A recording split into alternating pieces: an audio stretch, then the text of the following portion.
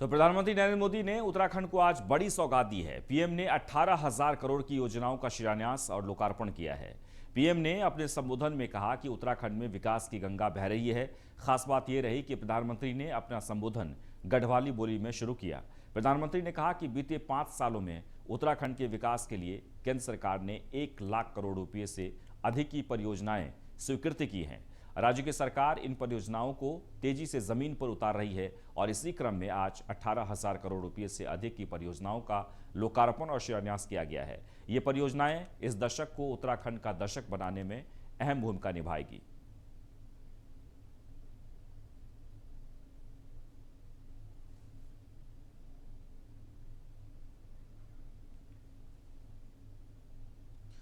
और आइए आपको दिखाते हैं पीएम मोदी के दौरे की 4 तस्वीरें जो इस वक्त हमारे टेलीविजन स्क्रीन पर है। देख सकते हैं आप, आज प्रधानमंत्री उत्तराखंड के दौरे पर थे। ये 4 तस्वीरें। 18,000 करोड़ का तोहफा दिया है प्रधानमंत्री ने उत्तराखंड को। पीएम ने सीएम की पीठ थपथपाई। उन्होंने कहा कि इस वक्त उत्तराखंड में विकास की गंगा बह रही है। वहीं लाखों के तादाद में लोग इस कार्यक्रम में पहुंचे थे जिन्हें आज प्रधानमंत्री ने संबोधित किया है।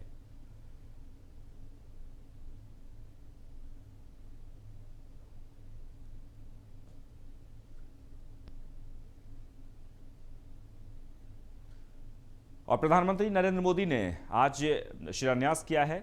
दिल्ली देहरादून एक्सप्रेस वे का शिलान्यास किया है। 175 किलोमीटर लंबा होगा एक्सप्रेस वे। 8,400 करोड़ की लागत से बनेगा एक्सप्रेस वे। एक्सप्रेस वे पर बनेगा ग्रीनफील्ड असाइनमेंट 51 किलोमीटर लंबे ग्रीनफील्ड अलाइनमेंट का यह शिलान्यास किया गया है। ग्रीनफील्ड अलाइनमेंट 2,082 करोड़ की लागत से बनेगा। वहीं 1,602 करोड़ की लागत से बनेगी हरिद्वार रिंग रोड। लक्ष्मण झूला के पास 69 करोड़ की लागत से बनेगा स्पान पुल। 1,695 करोड़ की लागत से बनेगा देहरादून पाटा शाही मार्ग। वहीं पीएम नरेंद्र मोदी ने जो लोकार्पण किया है उसमें 1,777 करोड़ की लागत से बनी व्यासी जल विद्युत परियोजना ऑल वेदर रोड। देवप्रयाग से श्रीकोट का लोकार्पण ऑल वेदर रोड।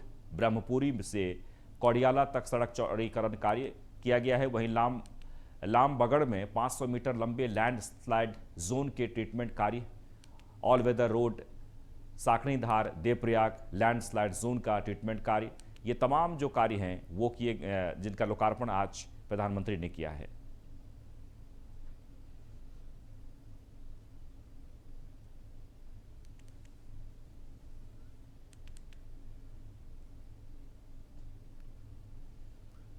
इस दौरान प्रधानमंत्री ने क्या कुछ कहा है वो भी सुनिए। पूरी देश की आस्था ही नहीं बल्कि कर्म और कठोरता की भूमि है।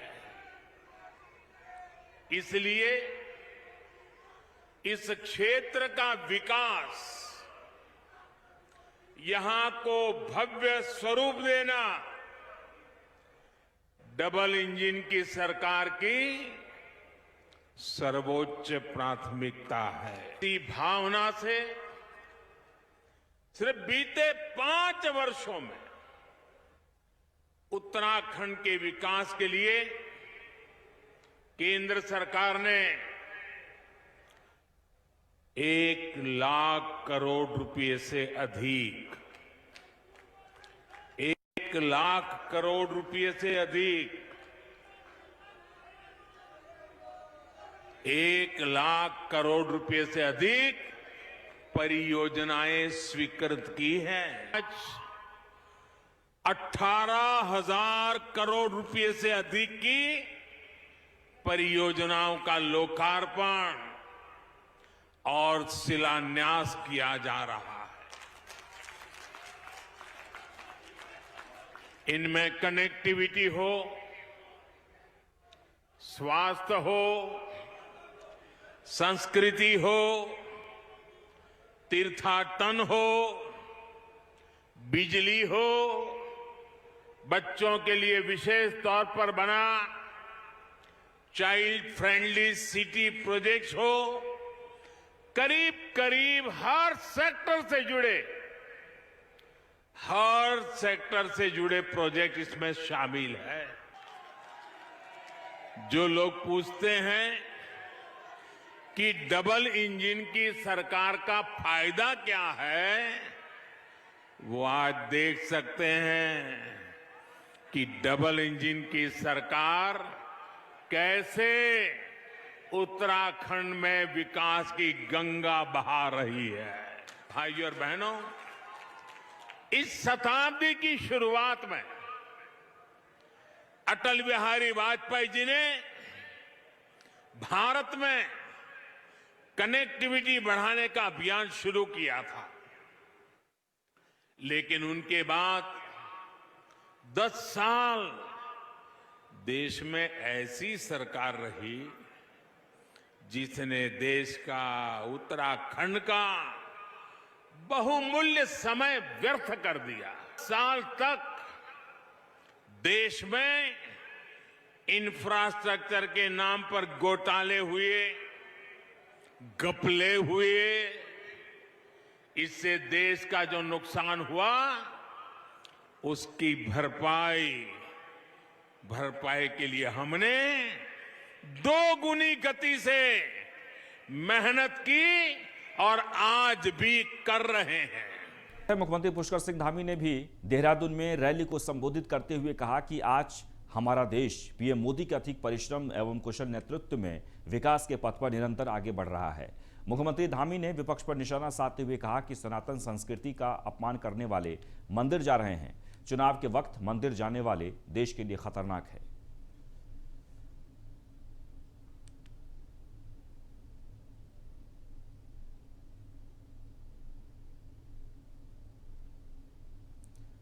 सीएम पुष्कर सिंह धामी ने जो बड़ी बातें कही है वो हम आपको बता रहे हैं। सनातन संस्कृति, चुनाव के वक्त मंदिर जाने वाले देश के लिए खतरनाक, सनातन संस्कृति का अपमान करने वाले मंदिर जा रहे हैं, ये भी उन्होंने कहा है। देश को लूटने वाले देवभूमि की गरिमा से खिलवाड़ कर रहे हैं। वह सर्जिकल स्ट्राइक का सबूत मांगने वाले देश के दुश्मन। हमारी सेना दुश्मनों को घरों में घुसकर मारती है। ऐसे दुश्मनों को वोट की चोट से ही जवाब दिया जाएगा। मोदी के विचारों पर चलकर उत्तराखंड आगे बढ़ा है। उत्तराखंड के लिए कई योजनाएं मंजूर हुई हैं। उत्तराखंड में बेहतर कनेक्टिविटी पर ध्यान दिया गया है। दिल्ली देहरादून एक्सप्रेसवे से दिल्ली जाना आसान होगा। वहीं इकोनॉमिक कॉरिडोर से तस्वीर बदलेगी। दिल्ली से देहरादून की दूरी महज 2 घंटे में पूरी हो जाएगी।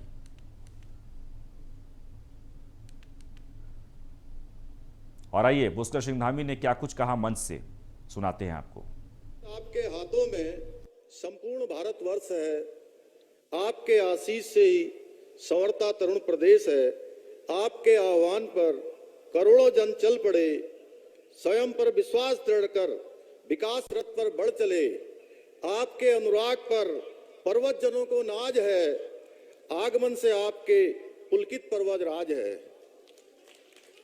आज के इस अवसर पर मैं बाबा केदार, भगवान बद्री विशाल एवं समस्त देवी देवताओं से प्रार्थना करता हूं कि आदरणीय प्रधानमंत्री जी पर उनका आशीर्वाद हमेशा बना रहे, जिससे उनके नेतृत्व में भारत नित नई ऊंचाइयों को हमेशा प्राप्त करता रहे।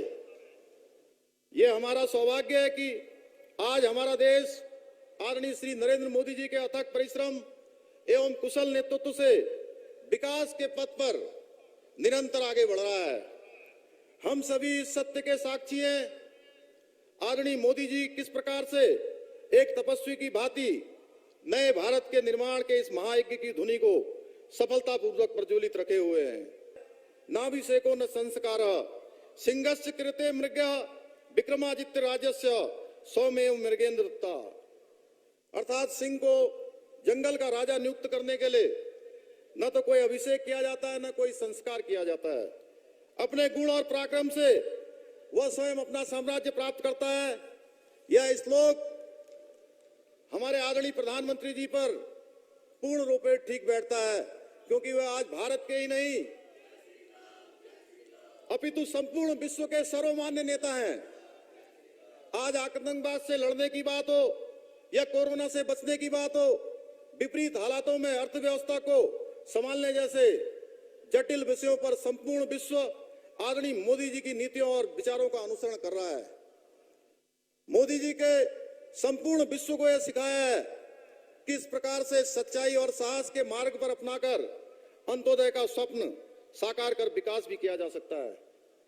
आज देश का बच्चा बच्चा आत्मनिर्भर भारत, स्वच्छ Bharat, digital India, skill India, fit India, make in India जैसे कार्यक्रमों से भली भांति। देहरादून के परेड ग्राउंड में हुई पीएम मोदी की रैली को कांग्रेस ने फ्लॉप बताया है। कांग्रेस का कहना है कि उत्तराखंड के लिए यह दौरा बिल्कुल निराशाजनक रहा। महिला सुरक्षा जैसे मुद्दों पर पीएम ने एक शब्द भी नहीं कहा। वहीं बीजेपी ने 1 लाख से ज्यादा लोगों को जुटाने का दावा किया था, जो पार्टी पूरा नहीं कर सकी और महज 20,000 लोगों की भीड़ भी मुश्किल से जुट पाई। तो पीएम की रैली हुई फ्लॉप शो, यानी ये हम नहीं बल्कि आम आदमी पार्टी के द्वारा कहा जा रहा है। सीएम ने किया था परेड ग्राउंड का 3 बार दौरा, लेकिन 3 लाख भीड़ जुटाने का दावा फेल हो गया है। 10% भीड़ भी नहीं जुट पाई। अन्य प्रदेशों से भी बुलाए गए थे कार्यकर्ता। जनता ने इस बार सरकार बदलने का मन बना लिया है। 3 बार परेड ग्राउंड की तैयारियों का जायजा लेने वाले हमारे मुख्यमंत्री धामी जी और उत्तराखंड की भाजपा दोनों ने दावा किया था कि हम 3 लाख की भीड़ जुटाएंगे, लेकिन उत्तर प्रदेश हरियाणा से बुलाने के बावजूद भी। तो फिर से बता दें कि आम आदमी पार्टी के द्वारा आज प्रधानमंत्री के रैली पर निशाना साधा गया है, लेकिन 3 लाख, उन्होंने कहा कि 3 लाख भीड़ जुटाने की जो बातें कही गई थी, जो दावा किया गया था, वो पूरी तरीके से फेल साबित हुआ है। आम आदमी पार्टी के प्रवक्ता ने यह प्रेस कॉन्फ्रेंस करके उन्होंने अपने बातें रखी। 10% भीड़ भी नहीं जुट पाई है, यानी अन्य प्रदेशों से भी कार्यकर्ताओं को बुलाया गया था, लेकिन इसके बावजूद भी वहां पर भीड़ नहीं जुटी। जनता ने इस बार सरकार बदलने का मन बना लिया है।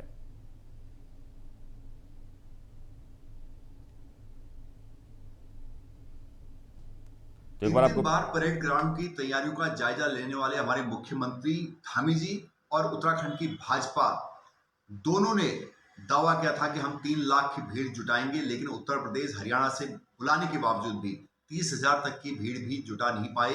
मोदी जी ने 1 घंटे लच्छेदार भाषण दिया और कहीं पर भी काम की बात नहीं कही। केवल भारतीय जनता पार्टी और भारतीय जनता पार्टी की निकम्मी सरकार की तारीफ के अलावा उन्होंने कुछ नहीं कहा। और उनके भाषण के बीच में उठकर जाती जनता ने साफ संकेत दे दिया है कि इस बार जनता भारतीय जनता पार्टी की सफाई का मन बना चुकी है।